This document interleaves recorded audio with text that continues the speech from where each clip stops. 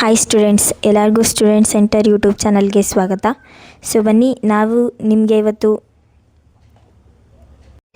FA1ಗೆ ಯಾವೆಲ್ಲ ಪ್ರಶ್ನೆಗಳು ಬರುತ್ತೆ ಅನ್ನೋದ್ರ ಬಗ್ಗೆ ತಿಳ್ಕೊಳ್ಳೋಣ. ಸೊ ಮೊದಲನೇದಾಗಿ, ನೀವು ನಮ್ಮ ಚಾನಲನ್ನು ಸಬ್ಸ್ಕ್ರೈಬ್ ಮಾಡ್ಕೊಂಡಿಲ್ಲ ಅಂದರೆ ಸಬ್ಸ್ಕ್ರೈಬ್ ಮಾಡ್ಕೊಳ್ಳಿ. ಹಾಗೆ ವಿಡಿಯೋನ ಪೂರ್ತಿಯಾಗಿ ನೋಡಿ. ವಿಡಿಯೋ ಇಷ್ಟ ಆದರೆ ದಯವಿಟ್ಟು ಲೈಕ್ ಮಾಡ್ಕೊಳ್ಳಿ.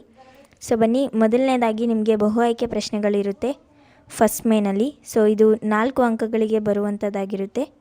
ಸೊ ನೋಡ್ತಾ ಇದ್ದೀರಾ ನೀವು, ಬಹು ಆಯ್ಕೆ ಪ್ರಶ್ನೆಗಳು 4 ಇರುತ್ತೆ. ಸೊ ಒಂದೊಂದು ಪ್ರಶ್ನೆಗೆ ಒಂದೊಂದು ಅಂಕ ನಿಮಗೆ ಕೌಂಟ್ ಆಗುತ್ತೆ. ಫಸ್ಟ್ ಪ್ರಶ್ನೆ ನೋಡಿ, GS ಶಿವರುದ್ರಪ್ಪರವರ ಕಾಲ ಅಂತ ಕೇಳಿದ್ದಾರೆ. ಸೊ ಯಾವ ಕಾಲದಲ್ಲಿ ಅವರಿದ್ದರು ಅನ್ನೋದನ್ನು ನೀವು ಇಲ್ಲಿ ಮೆನ್ಷನ್ ಮಾಡಿ ಬರೀಬೇಕಾಗುತ್ತೆ. ನೀವು ಅದರ ಜೊತೆ ಯಾವ ಆಪ್ಷನನ್ನು ಚೂಸ್ ಮಾಡಿದ್ದೀರಾ, A B C D, ಇದ್ರ ಜೊತೆನೇ ನಿಮ್ಮ ಒಂದು ಆನ್ಸರ್ ಇರಬೇಕು.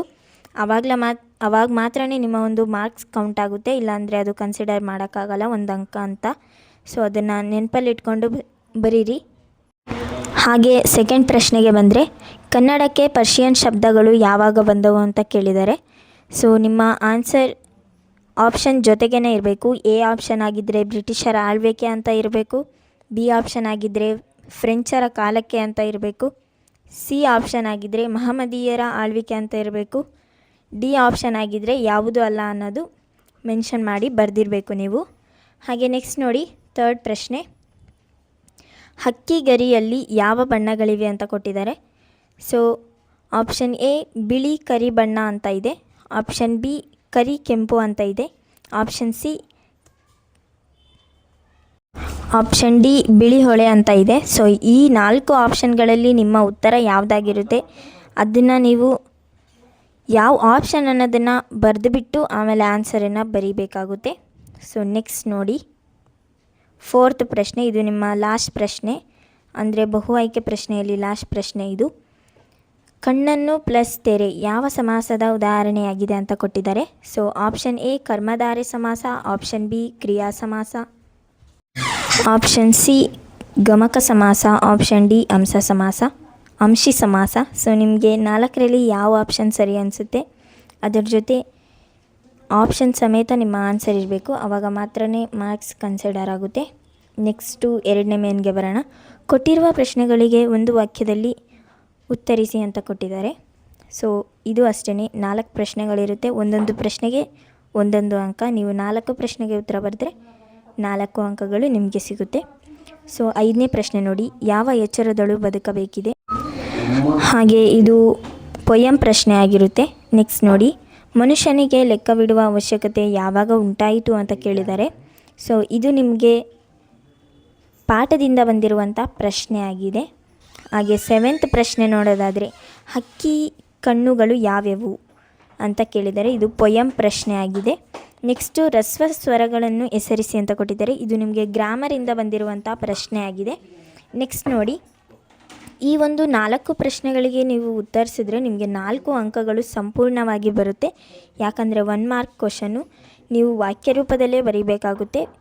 ಬರೀ ಆನ್ಸರನ್ನು ವರ್ಡಲ್ಲಿ ಬರಿಬೇಡಿ. ಸೊ ಪದ ಬರೀದಿರ ಫುಲ್ ವಾಕ್ಯನ ಕಂಪ್ಲೀಟಾಗಿ ಬರೆದ್ರೆ ನಿಮಗೆ ಸಂಪೂರ್ಣ 4 ಅಂಕಗಳು ಕೊಡ್ತಾರೆ.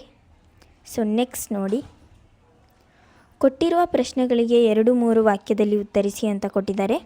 ಸೊ ಒಂದೊಂದು ಪ್ರಶ್ನೆಗೆ 2 ಅಂಕ ಸಿಗುತ್ತೆ ನಿಮಗೆ. 3 ಪ್ರಶ್ನೆಗಳನ್ನು ಕೊಟ್ಟಿದ್ದಾರೆ. ಎಲ್ಲ ಪ್ರಶ್ನೆಗಳಿಗೂ ಸರಿಯಾದ ಉತ್ತರ ಬರೆದ್ರೆ 6 ಅಂಕಗಳು ಖಂಡಿತವಾಗಿ ಸಿಕ್ಕೇ ಸಿಗುತ್ತೆ. ಸೊ ನೋಡಿ, 9ನೇ ಪ್ರಶ್ನೆ, ಹೊಸ ಭರವಸೆಗಳನ್ನು ಮೂಡಿಸಿ ಯಾವುದರ ನಡುವೆ ಸೇತುವೆಯಾಗಬೇಕಿದೆ ಅಂತ ಕೊಟ್ಟಿದ್ದಾರೆ. ಸೊ ನೋಡ್ತಾ ಇದ್ದೀರಾ ನೀವಿಲ್ಲಿ. ಸೊ ಇದು ಪೊಯಮ್ ಪ್ರಶ್ನೆ ಆಗಿದೆ. ನೀವು ಇದಕ್ಕೆ ಆನ್ಸರ್ ಮಾಡಲೇಬೇಕು. ಮಾಡಿದರೆ ಮಾತ್ರ 2 ಅಂಕಗಳು ಸಿಗುತ್ತೆ. ಹಾಗೆ ನೆಕ್ಸ್ಟು 10ನೇ ಪ್ರಶ್ನೆ, ಲಿಪಿಯ ಮೂಲಕ ಜ್ಞಾನ ಭಂಡಾರ ಯಾವ ರೀತಿ ಭದ್ರವಾಯಿತು ಅಂತ ಕೇಳಿದ್ದಾರೆ. ಇದಕ್ಕೂ ಅಷ್ಟೇ 2 ಮಾರ್ಕು.